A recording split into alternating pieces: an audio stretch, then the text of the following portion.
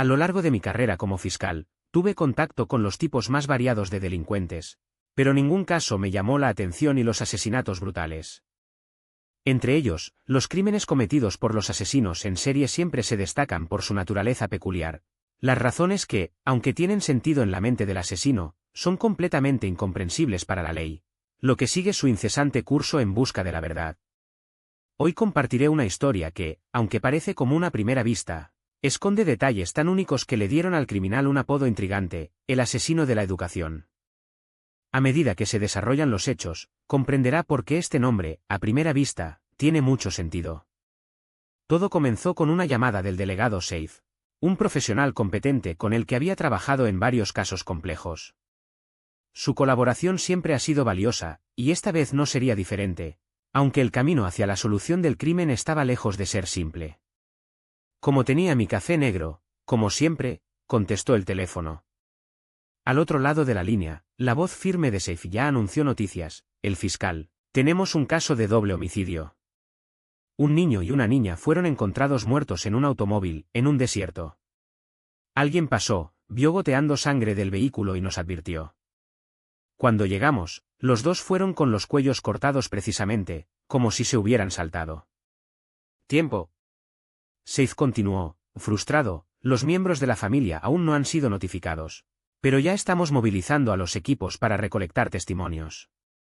El problema es que las cámaras en la región están bajo mantenimiento, lo que dificulta nuestra investigación. Parece que el criminal tuvo suerte, pero esta suerte no durará para siempre. Necesitamos actuar rápido. Estuve de acuerdo con él, y tan pronto como colgué, llamé al oficial Mansur para organizar la presencia del empleado Saleh, responsable de registrar los testimonios. En menos de una hora, todo estaba listo para recibir al padre de la primera víctima. Cuando el Lord Manir al-Subeifi entró en la habitación, su postura reveló una mezcla de dolor y determinación. A pesar de su evidente luto, permaneció erecto, ya que un hombre solía enfrentar desafíos. Lo que no fue una sorpresa, ya que, al presentar sus documentos, confirmó que era uno de los comerciantes de madera más grandes del país. Mi nombre es Manir al-Subeifi, dijo con voz temblorosa pero firme. Mi hijo fue asesinado, y juro que no descansaré hasta que el guardián lo pague. Sé que fue trabajo de Abdullah Tahami. Este hombre me odia durante años debido a disputas comerciales, y ahora, golpearme donde duele, mató todo. Él puso a esta niña, Zaina, en camino de ser una excusa para eliminarlo. Las lágrimas, que hasta entonces podían contener, comenzaron a drenar mientras hablaban. Advertí a mi hijo miles de veces que se alejara de esta chica. Era como un demonio, golpeó la cabeza. Pero él no me escuchó, y ahora solo justicia. No dejaré que Tahami fuera impune. Él pagará, incluso si es lo último que hago. Traté de calmarlo, señor Manir, entiendo su dolor, pero necesitamos pruebas. Si alguien sospecha, danos detalles que pueden ayudar. Firmó la declaración y se fue, todavía conmocionado, pero con la promesa de que haríamos todo para aclarar el crimen. Tan pronto como salió de la habitación, llamé a Seif y le pedí que reuniera toda la información posible sobre Abdullah Tahami. Mientras tanto, Mansur me advirtió que la madre de la segunda víctima, Zaina, había llegado. Era una mujer simple, luciendo cansada, que apenas podía mantenerse a sí misma. Al entrar, sus piernas estaban temblando, y se sentó con dificultad, como si el peso de la pérdida la aplastara. Mi hija no se lo merecía, gritó. Ella era estudiosa, entró solo a la universidad, sin la ayuda de nadie. Solo quería una vida mejor, lejos de la pobreza. Él conoció a Amir, hijo de este hombre rico, y se enamoré. Advertí, este mundo no es para nosotros, hija. Nunca te aceptarán. Pero ella insistió. Maba también. Hasta que, una noche, se fue y nunca regresó. Cuando me llamaron morgue, no lo creí. Mi Zaina, mendigando como un animal. Ella lloró, solo quería que ella tuviera una vida decente. Pero el destino era cruel. Ahora, solo tengo a mis otras dos hijas, y ni siquiera sé cómo las crearé sin ella. Antes de irse, todavía agitado, le pedí que estuviera consciente de cualquier detalle que pudiera ayudarnos. Su dolor era genuino, y su historia confirmó lo que ya sospechamos, que el crimen no era aleatorio. o alguien, había orquestado todo con precisión. Estaba solo en la habitación, reflexionando. El único hilo que podría llevarnos al asesino estaba allí, entre las palabras de esos padres destruidos. ¿Pero cómo conectar las piezas? La respuesta, sabía, estaba más cerca de lo que imaginamos. El asesino era precisamente Abdullah al-Tahami. Así que lo estaba esperando en mi oficina hasta que llegó. Horas después, recibí una llamada Saif con información sobre al-Tahami, estaba en camino. Además, las imágenes de cámaras de seguridad, todas analizadas, no mostraron sospechoso. El criminal conocía bien la ubicación de las cámaras y planeaba el crimen con precisión, o tal vez tuvo suerte, ya que muchas cámaras en la región eran defectuosas. Preguntas no sólidas, cuyas soluciones solo llegarían con la llegada de Abdullah al-Tahami. Y llegó, aproximadamente una hora después de la conexión de Saif. Tan pronto como el soldado anunció su presencia, le pedí que lo condujera de inmediato. Al entrar, al-Tahami se sentó en la silla frente a mí, ajustando la chaqueta con calma, como si no hubiera pasado nada. Sin rodeos, pedí tu identificación y comencé. Abdullah al-Tahami, un gran comerciante de madera que llegó en poco tiempo. Más allá, la generosidad de Dios es grande, ¿no es así, señor Abdullah? Por supuesto, Basa. Dios es generoso con quien se esfuerza, respondió con una tranquilidad inquietante. He estado trabajando en el mercado desde que era niño, conozco sus secretos. Cuando apareció la oportunidad, la disfruté. Quien no disfruta de tanta oportunidad es una tontería. Tal oportunidad, Basa, solo aparece una vez en la vida, incluso si es a expensas de los demás. Su confesión indirecta no me sorprendió. Ya sabía, por información que recibí, que él era un fuerte competidor de Munir al-Subeyf y un rival que lo eclipsó. ¿Entonces admites que Munir fue tu maestro, el hombre que te enseñó el mercado? Pregunté, resumiendo tu historia. Sí, él era mi maestro, pero el Times cambió, y no siguió los cambios. Tomé la ola y me convertí en la primera en la carrera, sin dañar a nadie ni hacer nada malo, juró, levantando su mano. Soy el primero en pagar mis impuestos, gracias a Dios. Mi presencia aquí desde el principio es un error, Basa. No maté a nadie ni sé nada de su hijo. Vi a los niños 2 veces antes de la fábrica, y no debía morir así. Su discurso fue claro, llegó a saberlo todo, pero fingió ignorancia. Estás diciendo que Munir te acusó sin razón, que él, celoso de su éxito, ¿le señaló como culpable entre todos los competidores? Exactamente, Basa. Vio que tomé su lugar, que conocía sus métodos y que lo superó. Pero esto no es un crimen. Entré honestamente en el mercado, trabajé duro. No me importa que al-Subeyf o ninguna otra preocupación sea para mí, para ganar mi pan. Quien quiere crecer no es diferente. En cuanto a la muerte de su hijo, no sé nada. Fui el primero en ofrecer mis condolencias, aunque sabía que me culparía. Después de todo, yo era tu estudiante, y ahora el estudiante superó al maestro. Esto no está construido, Basa, Dios no lo quiera. Negó las acusaciones con una sonrisa, como si el asesinato fuera impensable para él. ¿Entonces negaste alguna participación en la muerte de Amir Munir al-Subeyf y Zainab Mandou al-Gair? Claro, Basa. Matar no pasa por mi mente. En este caso, puede firmar su declaración, señor Abdullah. Si surge algo nuevo, nos pondremos en contacto con usted. Pero por ahora, se le prohíbe viajar hasta que se encuentre el verdadero asesino. ¿A dónde iría, Basa? Mi vida y mi trabajo están aquí, en el corazón de Egipto.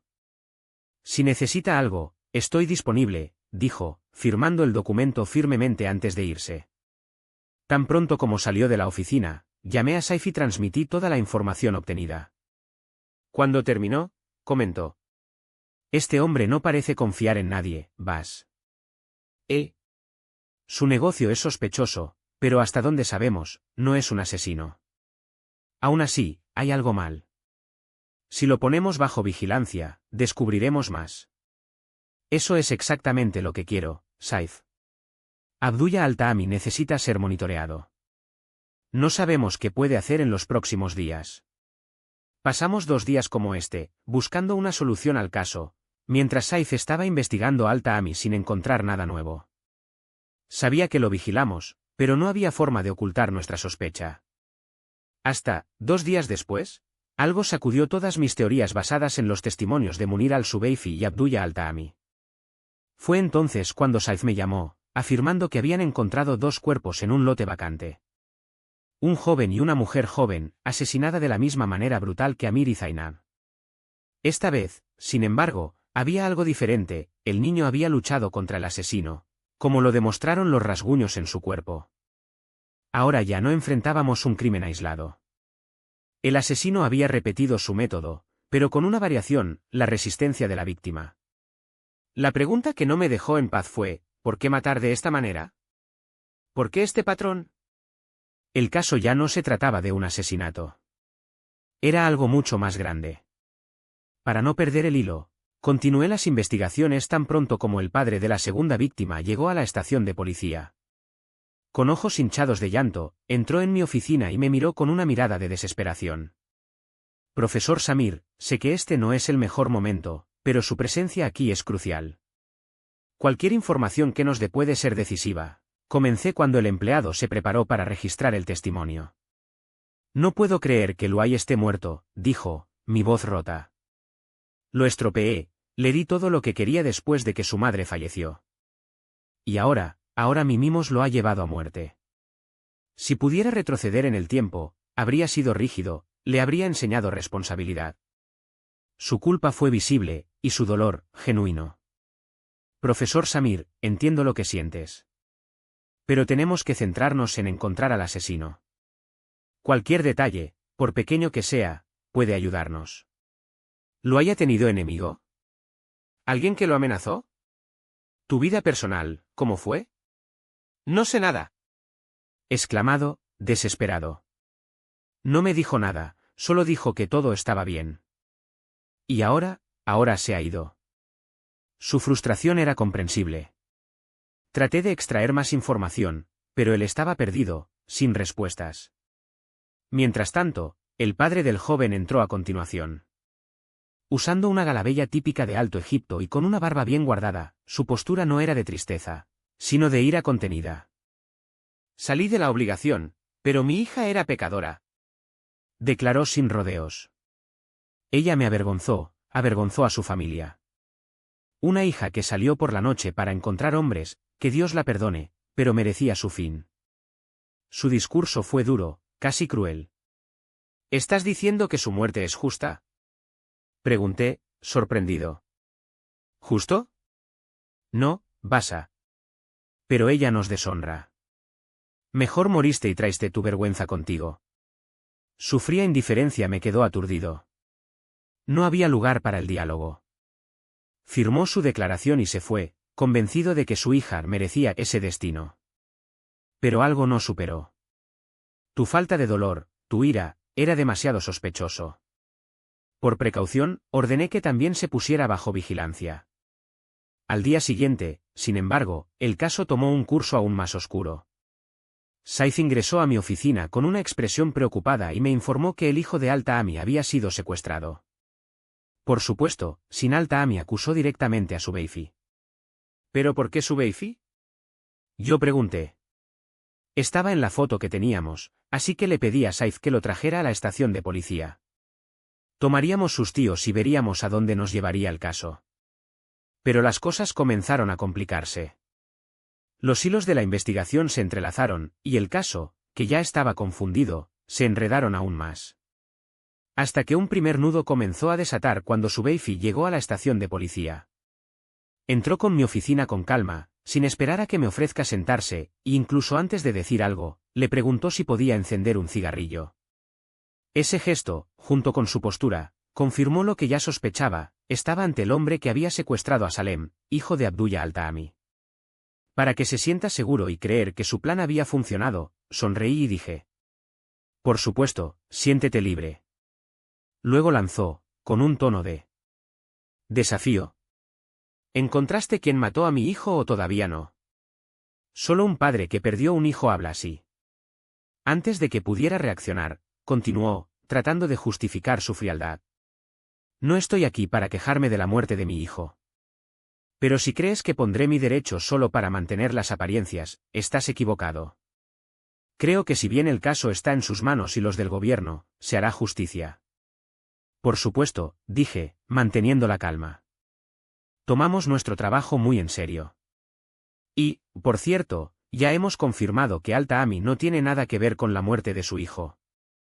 El caso aún está abierto.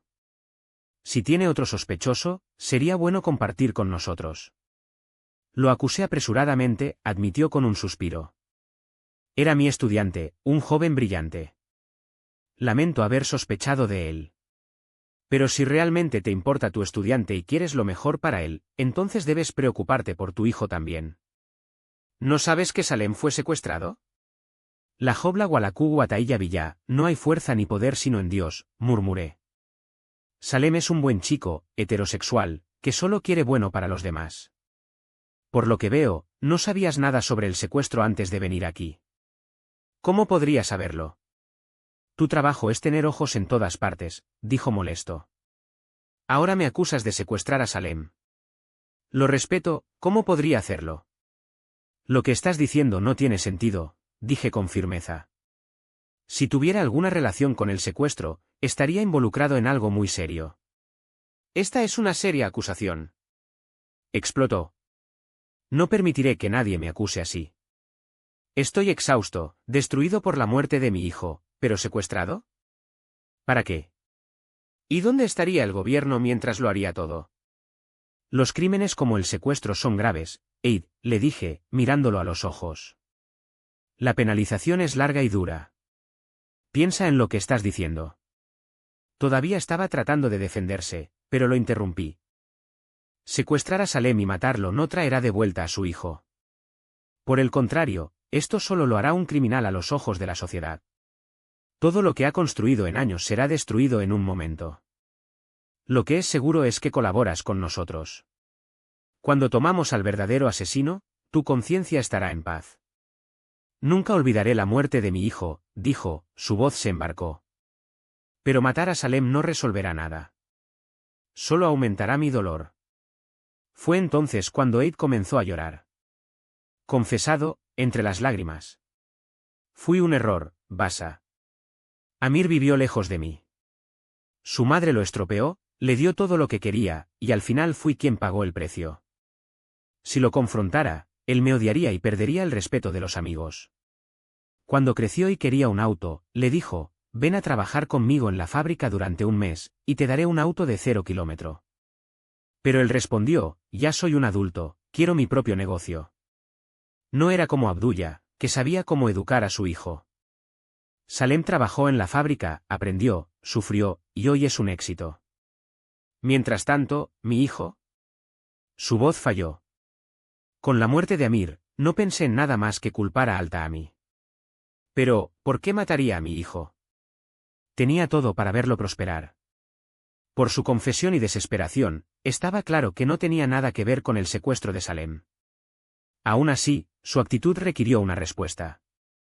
Incluso con su arrepentimiento, necesitaba enfrentar las consecuencias de sus acciones. Ordené que lo llevaran a la corte, y Salem fue devuelto a su padre. Al-Tahami, a su vez, logró seguir adelante, y en un gesto de desajuste, retiró la queja. Sin embargo, la penalización no fue anulada. Ahora regresábamos al caso principal, el asesinato de 4 jóvenes, que, en solo 2 días, ya totalizaron a 8 víctimas.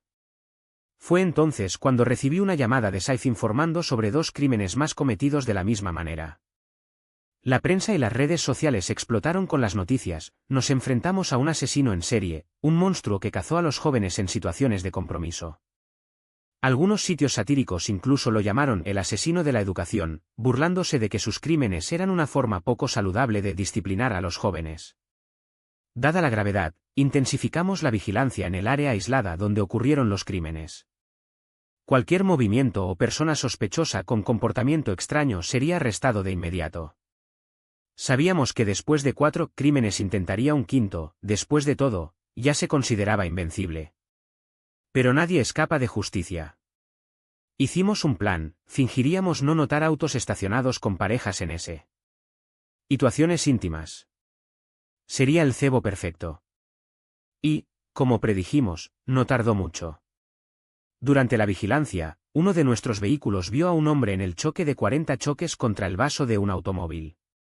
Cuando el joven abrió la puerta, el hombre trató de aconsejarle, diciendo que estaba mal y que Dios lo juzgaría.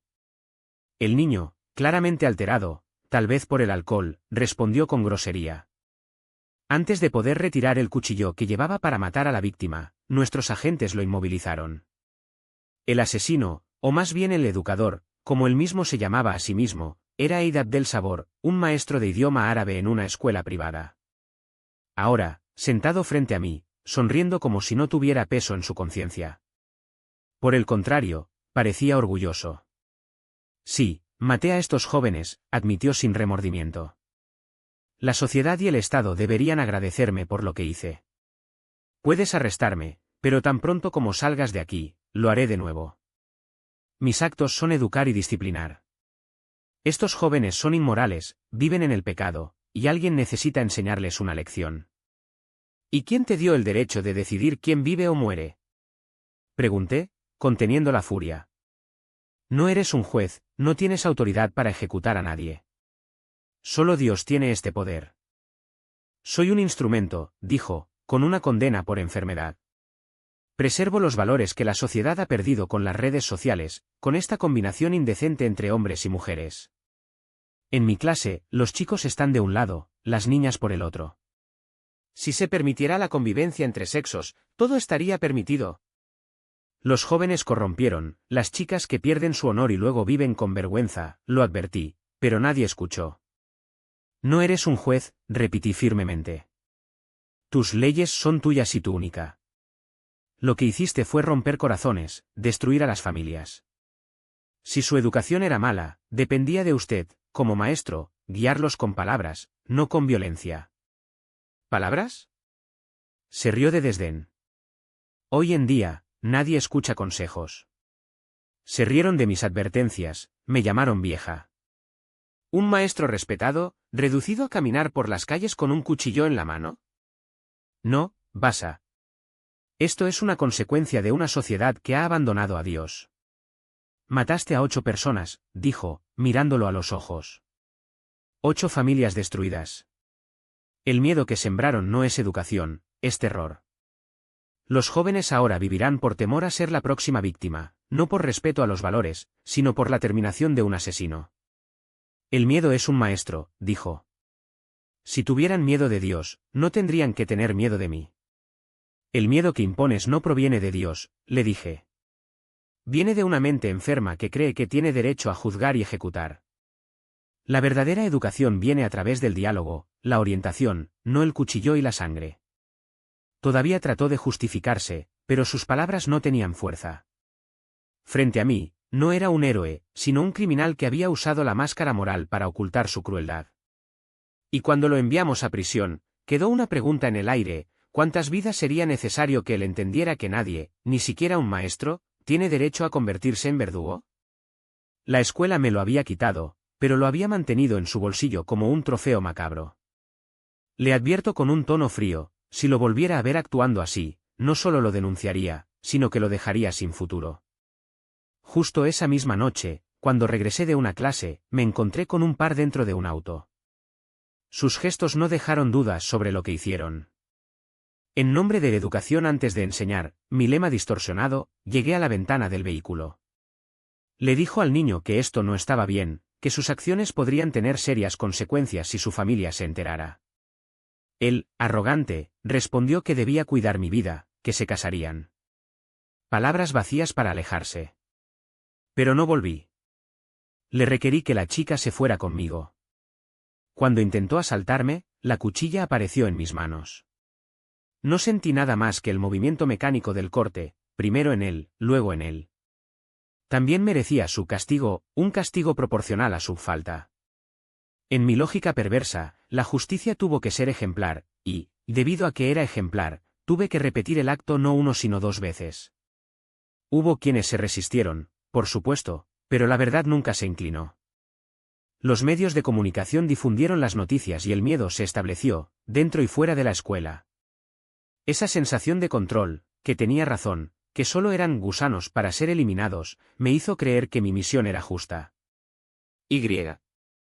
M. 2 veces, hasta que el caso explotó. Un joven, influenciado por mis ideas, los llevó al extremo, asesinó a 8 niños y niñas que apenas habían comenzado a vivir. Además, se produjo un secuestro en sospechas infundadas, frutos de la misma mentalidad poco saludable que había plantado. El caso se convirtió en escándalo nacional. Algunos lo llamaron asesino, otros, en una distorsión grotesca, intentaron justificarlo, diciendo que tenía un punto de vista, que sus acciones eran comprensibles. Pero al final, la ley es una. Fue sentenciado a muerte, pagando por lo que hizo.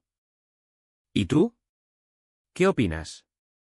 ¿Era un monstruo, un criminal sin escrúpulos, o simplemente un hombre con una visión, tan retorcido como era? Nos gustaría saber su opinión en los comentarios, porque la historia llegó a su fin. Agradecemos a Andrew Sharif por la escritura de este episodio y a usted por acompañar aquí. Pero antes de irse, un recordatorio, este es un espacio para un debate respetuoso. Las opiniones son bienvenidas siempre que se expresen con la educación. Aquí no hay lugar para gritos, fanáticos o falta de respeto, que actúa así, resuelve la pregunta, como siempre lo hago. Somos personas civilizadas que discuten ideas con dignidad. Esto es lo que nos define. No olvides a nuestros hermanos en oración, en Palestina, Gaza, Siria, Sudán, Líbano y en todas partes los oprimidos, musulmanes o no, sufren. Hasta la próxima historia. Que tengan buenas noches. Música,